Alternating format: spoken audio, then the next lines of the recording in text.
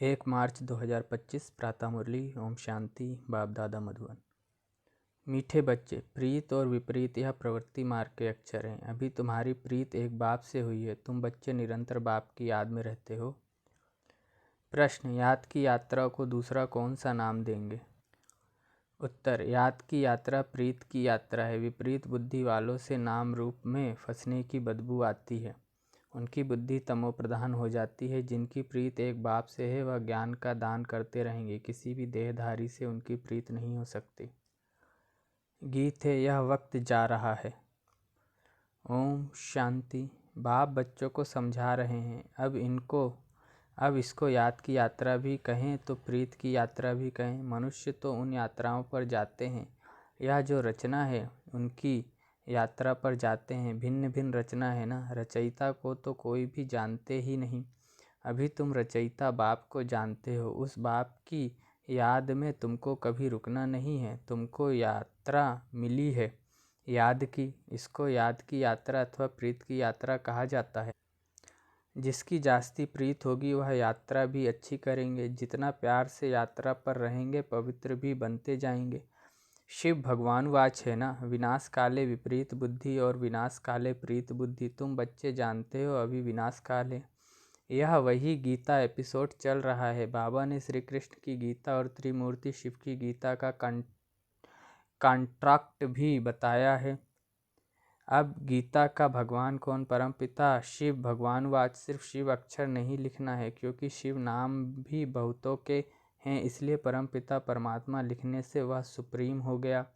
परमपिता तो कोई अपने को कह ना सके। सन्यासी लोग शिवो अहम कह देते हैं। वह तो बाप को याद भी कर ना सके। बाप को जानते ही नहीं। बाप से प्रीत है ही नहीं। प्रीत और विपरीत यह प्रवृत्ति मार्ग के लिए है।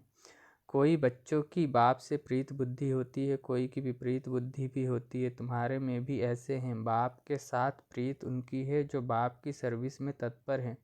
बाप के सिवाय और कोई से प्रीत हो न सके। शिव बाबा को ही कहते हैं, बाबा हम तो आपके ही मददगार हैं। ब्रह्मा की इसमें बात ही नहीं।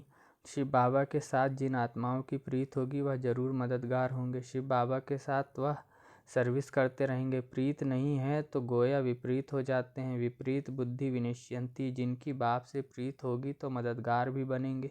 जितनी प्रीत उतना सर्विस में मददगार बनेंगे। याद ही नहीं करते तो प्रीत नहीं है। फिर देहधारियों से प्रीत हो जाती है। मनुष्य को अपनी यादगार की चीज़ भी देते हैं ना, वह याद जरूर पड़ते हैं। अभी तुम बच्चों को बाप अविनाशी ज्ञान रत्नों की सौगात देते हैं, जिससे तुम राजाई प्राप्त करते हो। अविनाशी ज्ञान रत्नों का दान करते हैं तो प्रीत बुद्धि हैं। जानते हैं बाबा सबका कल्याण करने आए हैं, हमको भी मददगार बनना है। ऐसे प्रीत बुद्धि विजयंती होते हैं। जो याद ही नहीं करते वह प्रीत बुद्धि नहीं। बाप से प्रीत होगी, याद करेंगे तो विकर्म विनाश होंगे और दूसरों को भी कल्याण का रास्ता बताएंगे। तुम ब्राह्मण बच्चों में भी प्रीत और विपरीत का मदार है। बाप को जास्ती याद करते हैं, गोया प्रीत हैं। बाप कहते हैं मुझे निरंतर याद करो, मेरे मददगार बनो। रचना को एक रचता बाप ही याद रहना चाहिए। किसी रचना को याद नहीं करना है। दुनिया में तो रचयिता को कोई जानते नहीं, ना याद करते हैं। सन्यासी लोग भी ब्रह्म को याद करते हैं, वह भी रचना हो गई। रचयिता तो सबका एक ही है ना। और जो भी चीज़ें इन आँखों से देखते हो वह सब तो है रचना। जो नहीं देखने आता है वह है रचयिता। बाप ब्रह्मा विष्णु शंकर का भी चित्र है, वह भी रचना है। बाबा ने जो चित्र बनाने लिए कहा है ऊपर में लिखना है, परमपिता परमात्मा त्रिमूर्ति शिव भगवान वाच। भल कोई अपने को भगवान कहे परंतु परमपिता कह ना सके। तुम्हारा बुद्धि योग है शिव बाबा के साथ, ना कि शरीर के साथ। बाप ने समझाया है अपने को अशरीरी आत्मा समझ मुझ बाप को याद करो। प्रीत और विपरीत का सारा मदार है सर्विस पर। अच्छी प्रीत होगी तो बाप की सर्विस भी अच्छी करेंगे, तब विजयंती कहेंगे। प्रीत नहीं तो सर्विस भी नहीं होगी। फिर पद भी कम पद को कहा जाता है ऊंच पद से विनश्यंती। यूँ विनाश तो सबका होता ही है, परंतु यह खास प्रीत और विपरीत की बात है। रचयिता बाप तो एक ही है, उनको ही शिव परमात्माएं नमः कहते हैं। शिव जयंती भी बनाते हैं। शंकर जयंती कभी सुना नहीं है। प्रजापिता ब्रह्मा का भी नाम बाला है। विष्णु की जयंती नहीं मनाते, श्री कृष्ण की मनाते हैं। यह भी किसको पता नहीं श्री कृष्ण और विष्णु में क्या फ़र्क है। मनुष्यों की है विनाश काले विपरीत बुद्धि, तो तुम्हारे में भी प्रीत और विपरीत बुद्धि है ना। बाप कहते हैं तुम्हारा यह रूहानी धंधा तो बहुत अच्छा है, सवेरे और शाम को इस सर्विस में लग जाओ। शाम का समय 6-7 तक अच्छा कहते हैं। सत्संग आदि भी शाम को और सवेरे करते हैं। रात में तो वायुमंडल खराब हो जाता है। रात को आत्मा स्वयं शांति में चली जाती है, जिसको नींद कहते हैं। फिर सवेरे जागती है। कहते भी हैं राम सिमर प्रभात मोरे मन। अब बाप बच्चों को समझाते हैं, मुझ बाप को याद करो। शिव बाबा जब शरीर में प्रवेश करे तब तो कहे कि मुझे याद करो तो विकर्म विनाश हो जाएंगे। तुम बच्चे जानते हो हम कितना बाप को याद करते हैं और रूहानी सेवा करते हैं। सभी को यही परिचय देना है, अपने को आत्मा समझ बाप को याद करो तो तुम तमो प्रधान से सतो प्रधान बन जाएंगे। खाद निकल जाएगी। प्रीत बुद्धि में भी परसेंटेज है। बाप से प्रीत नहीं है तो जरूर अपनी देह में प्रीत है या मित्र संबंधियों आदि से प्रीत है। बाप से प्रीत होगी तो सर्विस में लग जाएंगे, बाप से प्रीत नहीं तो सर्विस में भी नहीं लगेंगे।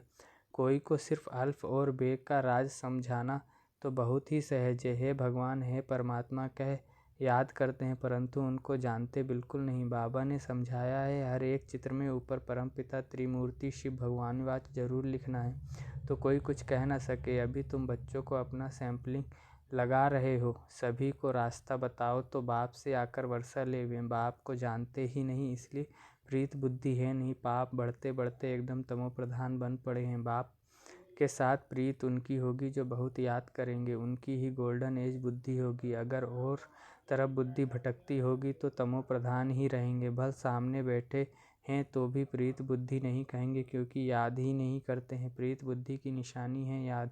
वह धारणा करेंगे, औरों पर भी रहम करते रहेंगे कि बाप को याद करो तो तुम पावन बनेंगे। या किसको भी समझाना तो बहुत सहज है। बाप स्वर्ग की बादशाही का वर्षा बच्चों को ही देते हैं। जरूर शिव बाबा आया था तब तो शिव जयंती भी मनाते हैं ना। कृष्ण राम आदि सब होकर गए हैं तब तो मनाते आते हैं ना। शिव बाबा को भी याद करते हैं क्योंकि वह आकर बच्चों को विश्व की बादशाही देते हैं। नया कोई इन बातों को समझ न सके। भगवान कैसे आकर वर्षा देते हैं, बिल्कुल ही पत्थर बुद्धि हैं, याद करने की बुद्धि नहीं। बाप खुद कहते हैं तुम आधा कल्प के आशिक हो, मैं अब आया हुआ हूँ भक्ति मार्ग में। तुम कितने धक्के खाते हो परंतु भगवान तो कोई को मिला ही नहीं।